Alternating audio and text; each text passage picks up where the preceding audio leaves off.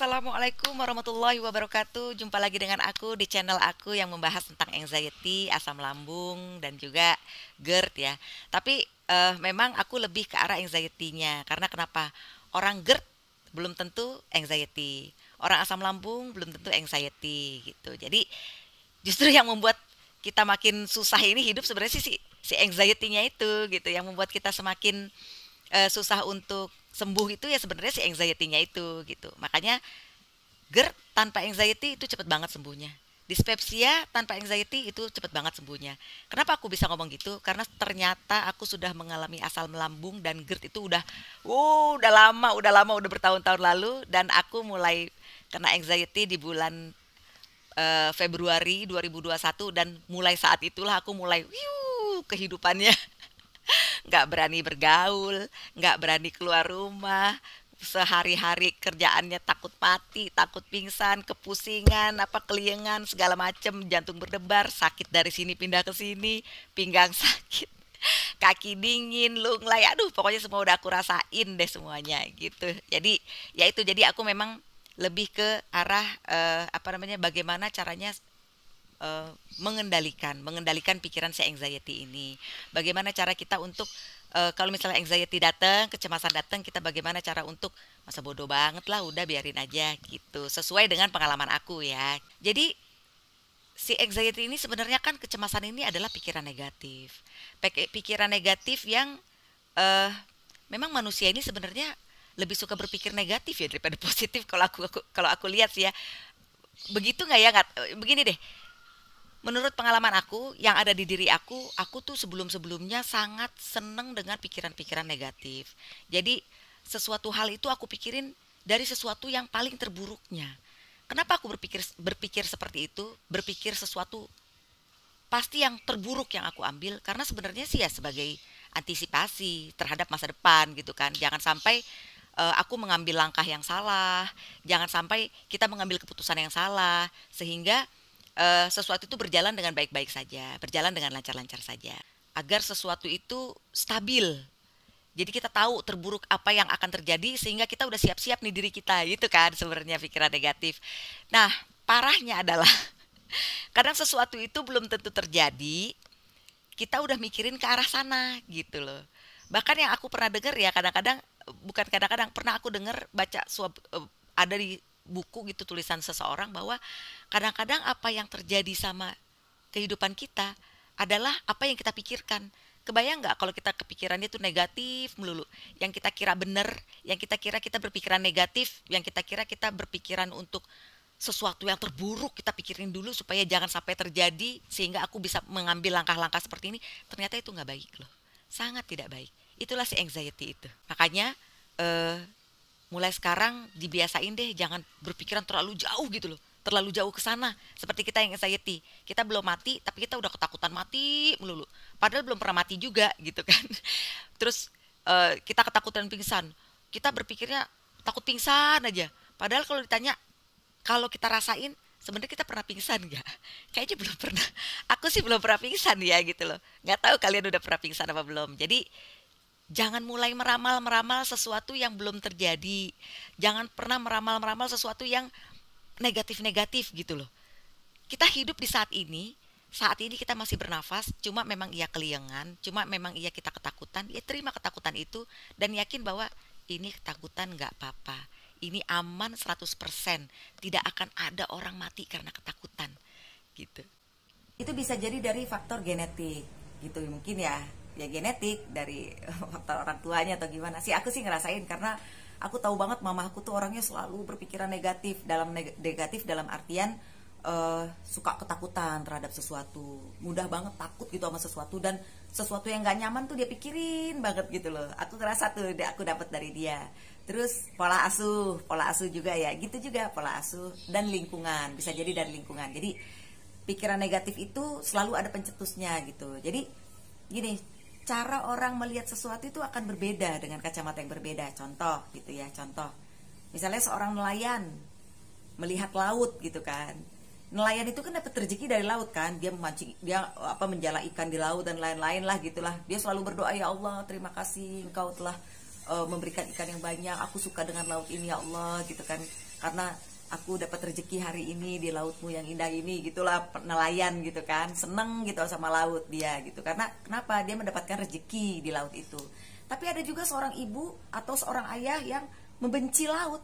Kenapa dia benci sama laut? Karena mungkin dulu pernah anaknya meninggal misalnya di situ, atau ibunya pernah meninggal, atau saudaranya pernah meninggal. Jadi dia merasa laut itu sesuatu yang membuat dia sedih gitu loh, membuat dia pernah ada traumatik di dalam hidupnya, sehingga kalau orang bilang kita ke laut yuk, nggak mau, gue nggak suka laut, gue benci sama laut. Nah kenapa?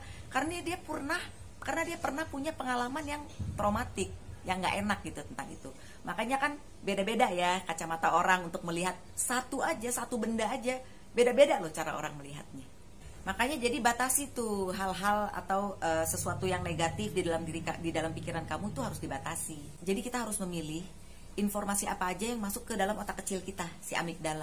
Kenapa kita harus memilih? Karena si amigdala ini adalah otak kecil yang memberikan signal kecemasan di dalam diri kita gitu loh. Dan kita yang anxiety ini, si amigdalanya ini udah kagak jelas gitu sebenarnya. Jadi pada saat badan ada yang sakit gitu, kayak asam lambung mengirimkan signal sakit, nah dia tuh ngeluarinnya kecemasannya tuh yang aneh-aneh gitu loh, pusing lah gitu. Padahal kan pusing harusnya ya pada saat gempa bumi gitu kan, baru kita dikasih signal pusing. Ini nggak ada gempa bumi, kita dikasih signal pusing gitu kan. Terus apa tuh, deg-degan, padahal kita nggak ada macan, nggak ada apa, kita nggak ngelihat ada apa-apa, tapi dikasih signal deg-degan gitu sama dia, dikasih kekuatan, dikasih power untuk kita fight atau flight. Itu makanya kan udah itu dia si amigdala ini, makanya harus kita selaraskan gitu loh, harus kita perbaikin lagi. Kita sangat suka sesuatu yang kita pikir tuh wah sesuatu yang extraordinary, yang luar biasa gitu kan, yang apalagi yang negatif, aduh coba deh lihat deh. Kadang-kadang aku suka ketawa ya, kayak di YouTube gitu, kayak berita-berita si Lambe Turah itu gimana tuh. Itu kan berita-beritanya udah kebanyakan yang bohong, udah berita-beritanya, jadi dia bener-bener ngambil berita yang bener-bener supaya bisa ditonton orang, yang orang mau nonton gitu. Kadang dikasih judulnya aja yang clickbait gitu kan, judulnya aja udah nggak selaras, pas kita udah lihat, oh judulnya ini nih seru nih, pas kita klik ternyata nggak sesuai tuh dengan apa si judulnya dia itu. Nah gitu loh, karena kenapa? Karena kita suka sama sesuatu yang luar biasa gitu loh, gampang kagum gitu loh. Ada sesuatu sedikit langsung bingung, pengen nih. Ternyata pas sudah kita buka, zong juga, nggak sesuai tuh dengan apa judulnya dia. Kadang aku sering aja, dasar clickbait, apa yang dijudulin, apa yang ada di videonya gitu. Tapi buat mereka ya biasa-biasa aja, karena mereka tahu emang itu yang menjual. Hal-hal kayak gitu yang menjual, hal-hal yang bisa membuat pikiran kita seperti sesuatu yang luar biasa, apalagi yang negatif, udah deh langsung dia diklik. Buat kalian fokus sama hidup kita saat ini. Alhamdulillah kita masih bernafas, alhamdulillah kita masih dikasih waktu untuk bertaubat, alhamdulillah kita masih bisa bersedekah gitu, bekerja. Itu fokus sama hal-hal yang itu. Jadi kalian jangan mikirin hal-hal yang negatif-negatif melulu deh, capek. Lihat tuh yang indah-indah, ngeliat sesuatu yang indah-indah, terus pikirin sesuatu yang memang kita ingin pikirkan. Misalnya apa contohnya? Oke, kayaknya gue pengen ke Amerika deh. Kalau di Amerika gimana ya, buka googling Amerika, oh ada Grand Canyon, oh ada ini, oh Las Vegas, wah ada kota judi ya di sana ya, ada apa. Jadi lihat yang indah-indah, jangan lihat dan mikirin yang buruk-buruk gitu loh. Jadi gini loh, anehnya ya kita ya, memikirkan sesuatu yang gak kepengen kita terjadi, memikirkan sesuatu yang terburuk yang kita gak kepengen terjadi sama hidup kita, malah dipikirin. Coba mulai sekarang kita pikirin yang indah-indah, kita pikirin yang memang ingin terjadi di hidup kita gitu. Jadi nggak stres-stres banget gitu loh.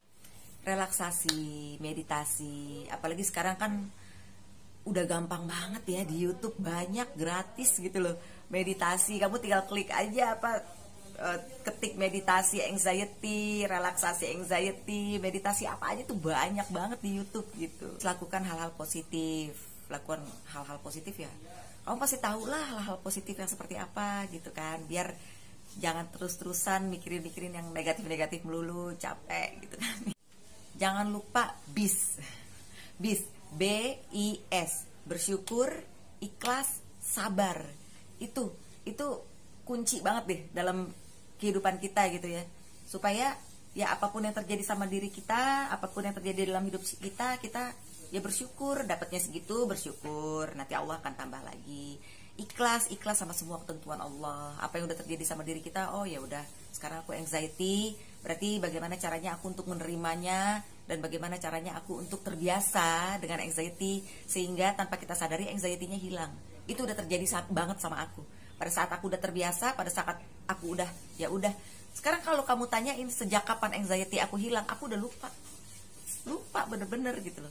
Dan kadang-kadang datang tapi aku udah yang udah bodoh gitu, masa bodoh, udah nggak terlalu dipikirin lagi. Dan tanpa aku sadari beberapa menit kayaknya udah hilang deh, tiba-tiba udah hilang gitu. Dan ingat, jangan dirasa-rasain. Aku juga gitu tuh, suka begitu juga tuh kadang-kadang. Udah nggak ada anxiety, ya dirasa-rasain ada yang sakit ya ini ya. Nah, itu nggak boleh tuh yang kayak gitu juga gitu. Dulu awal-awal aku gitu tuh, suka ngerasa-rasain, cari-cari rasa. Jangan pernah ya, jangan dicari lagi. Kalau udah anxiety kamu udah nggak terasa, pada saat kamu inget, kok gue udah hilang nih rasa takutnya, jangan dicari-cari lagi.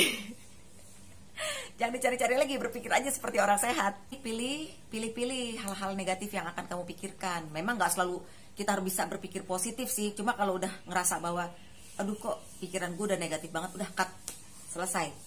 Bahwa mau kita pikirin terus hal itu, nggak akan bisa menyelesaikan persoalan. Gitu. Caranya adalah udah take action, terutama si anxiety ini. Kita pikirin terus, aduh kenapa gue seperti ini sih, kenapa gue pengen mati sih, kenapa gue pengen pingsan sih, kenapa gue pusing sih, kenapa, aduh jangan. Udah terima aja semuanya. Kamu udah pernah ke dokter? Udah pernah apa belum? Kalau kamu belum pernah ke dokter, ya kamu harus ke dokter dulu. Cek, apa sih sakitnya sebenarnya. Kalau dokter bilang asam lambung, udah.